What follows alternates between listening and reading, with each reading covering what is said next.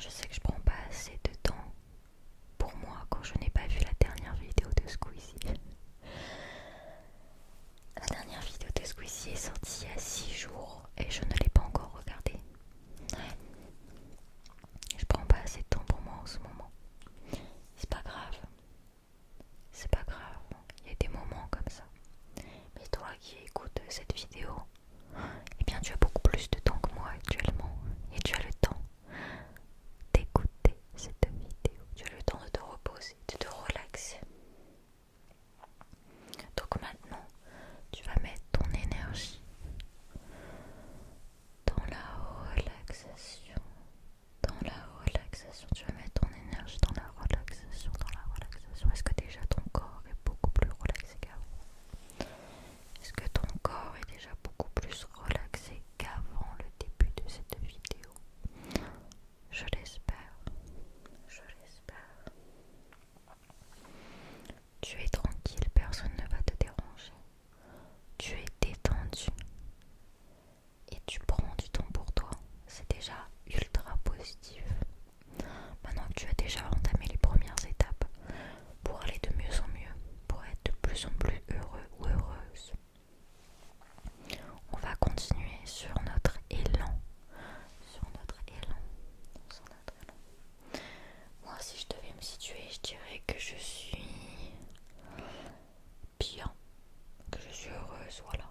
Je suis pas très bien parce que j'ai pas encore ce que je veux. Et qu'est-ce que je veux?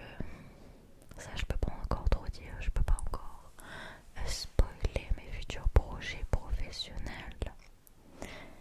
Mais il faut pas que j'oublie aussi ma vie personnelle. La vie n'est pas que des projets professionnels. Et souvent, quand je demande aux gens si ça va dans leur vie, ils pensent tout de suite à leur vie personnelle. Moi, tout de suite, je pense à ma vie professionnelle. Ça a beaucoup d'impact. Et c'est pour cela. C'est pour ça qu'il faut te focaliser sur qu'est-ce qu'il y a de plus impactant pour toi. Ta vie amoureuse, ta vie de famille, ta vie associative, si tu fais partie d'une association, ton école, ton travail. Qu'est-ce qui est le plus important pour toi? Qu'est-ce qui est le plus important pour toi? Il faut que tu arrives à focaliser la chose la plus importante pour toi. Et on va progresser là-dessus. On va progresser là-dessus. Si c'est ta vie amoureuse et qu'elle est chaotique en ce moment, je vais pas faire des miracles non plus. Tout ce que je peux te dire, c'est que... Attends, je retire. Hop, hop, hop. Tout ce que je peux te dire, c'est que c'est déjà bien que tu prennes du temps pour toi et que tu peux prendre aussi du recul sur la situation. En fait, on est vraiment très doué pour conseiller les autres, mais on est beaucoup plus dur